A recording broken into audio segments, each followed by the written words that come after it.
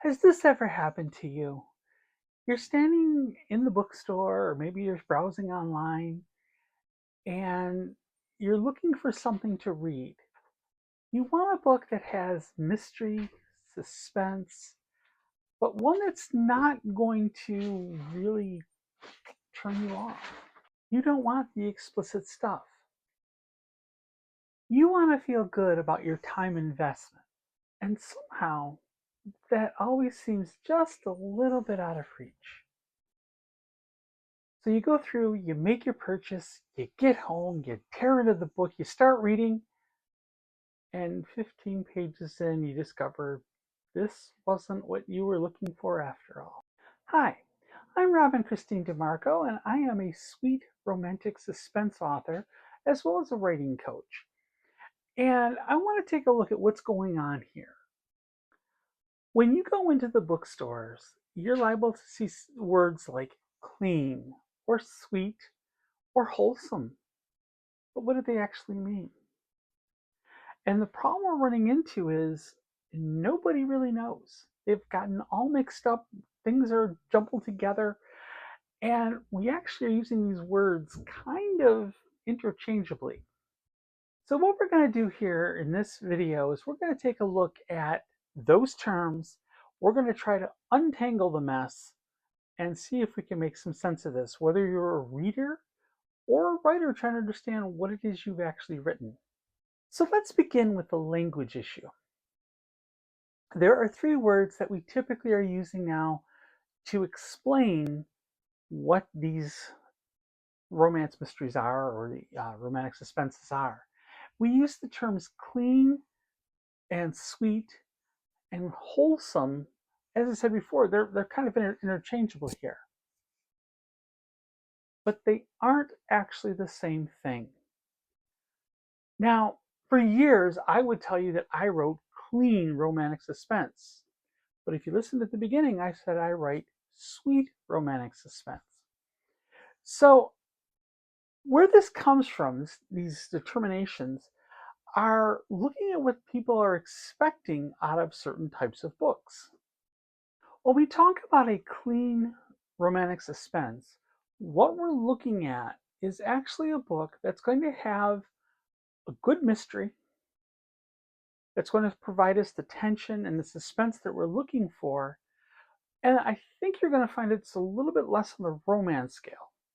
What I mean by that is you're going to find the characters are maybe holding hands, maybe a very quick kiss, and that's it. And it never goes any further than that.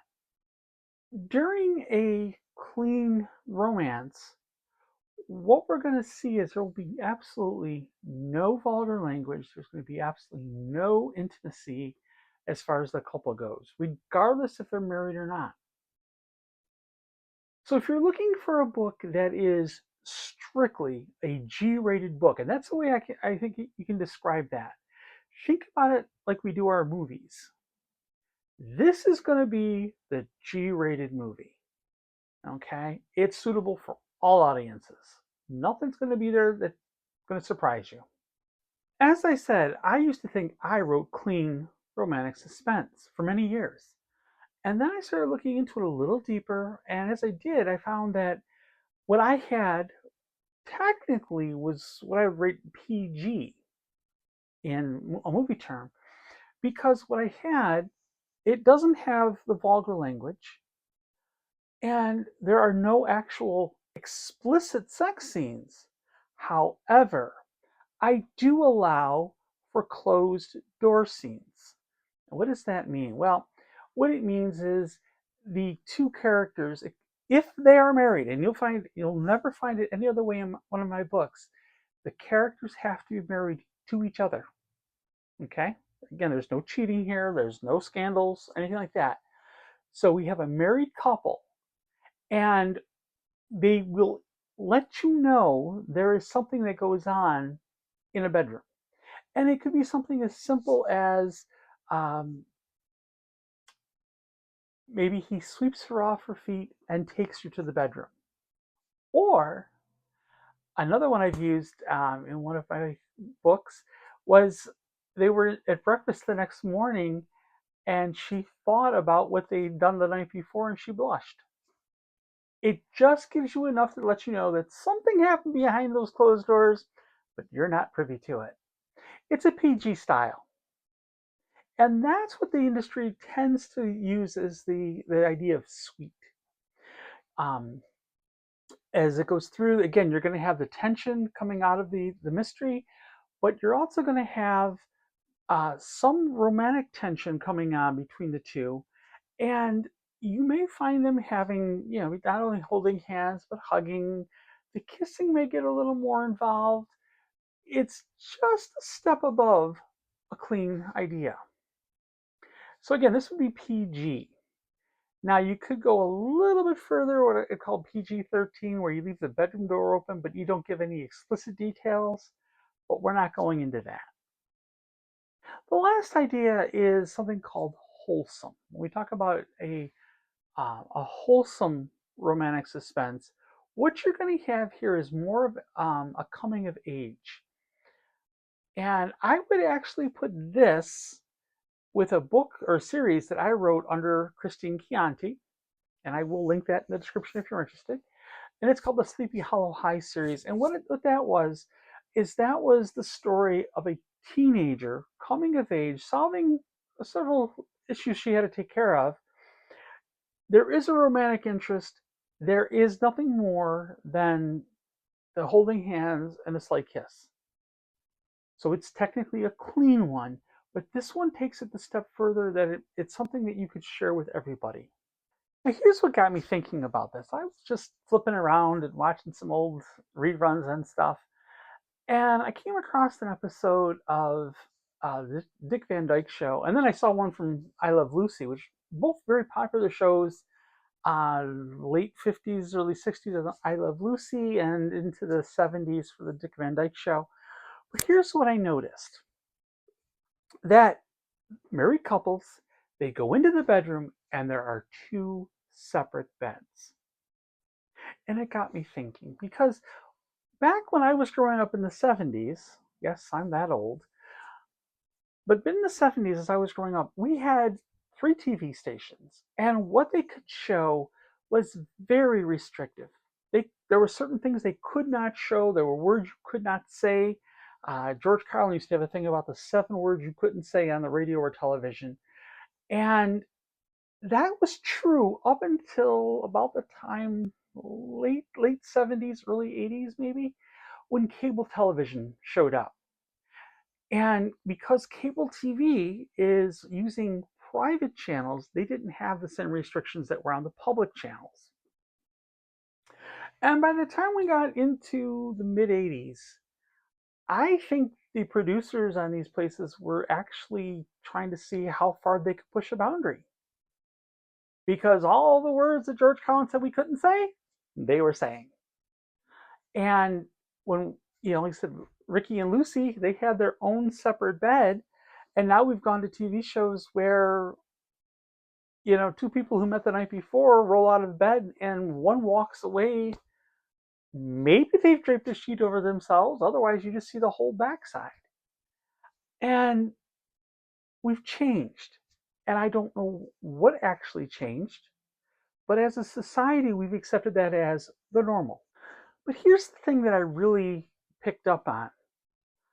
Going back and watching those old shows, they didn't lack for a plot. They had tension, they had humor, they had good dialogue.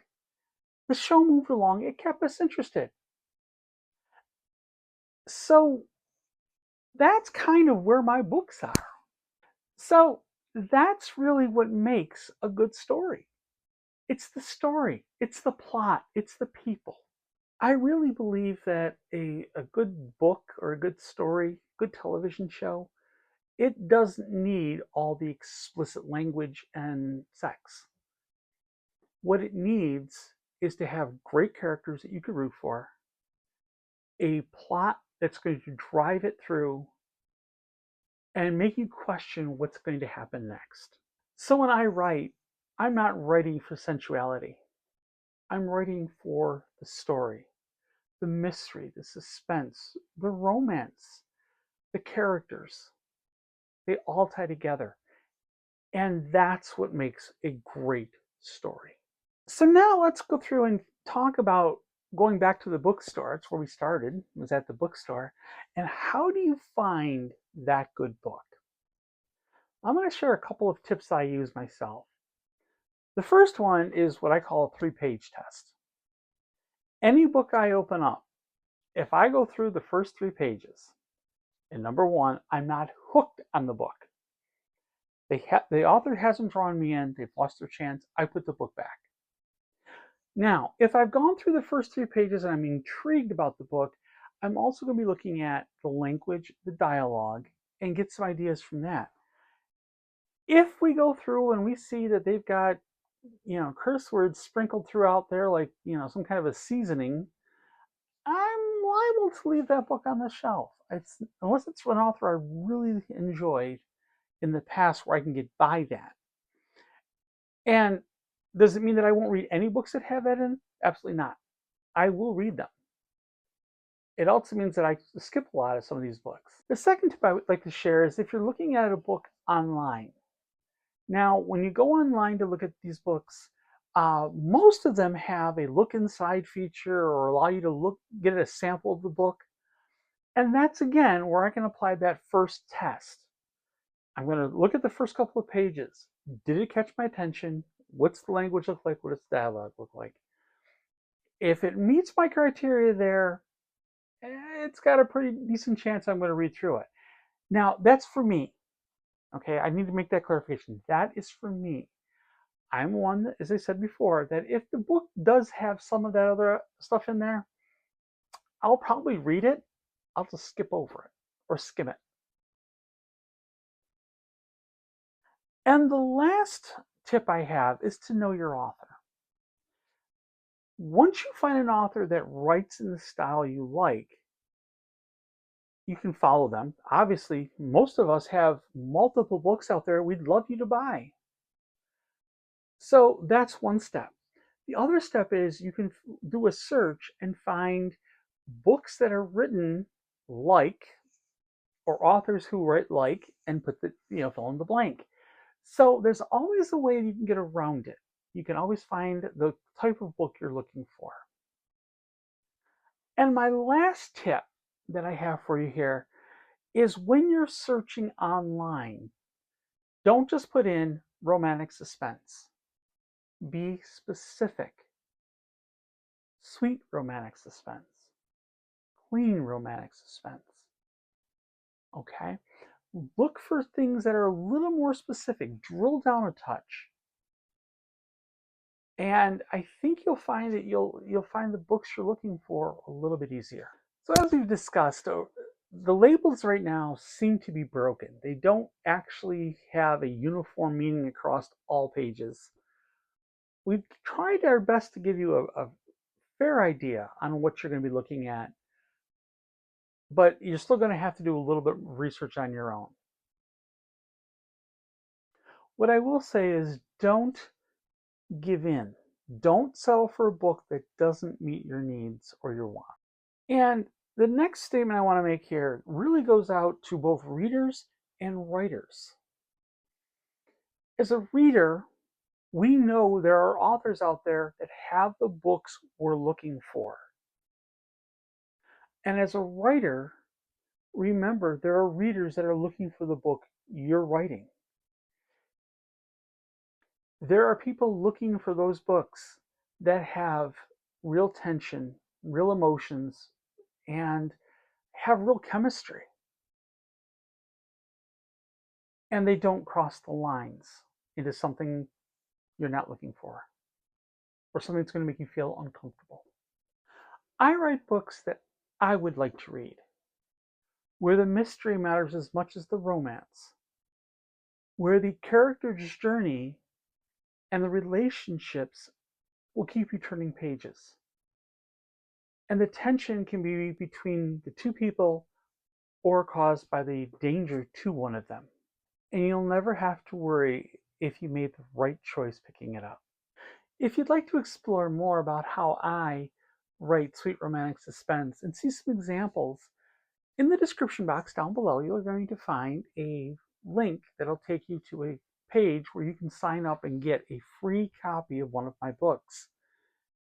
I hope you enjoy it. Please take the time to read it.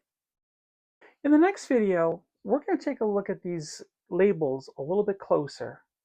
We're going to give you some tips to figure out how to identify them on the shelf, as well as giving you a list of a couple of names that would fit into each of these categories as we go through. Hope to see you there.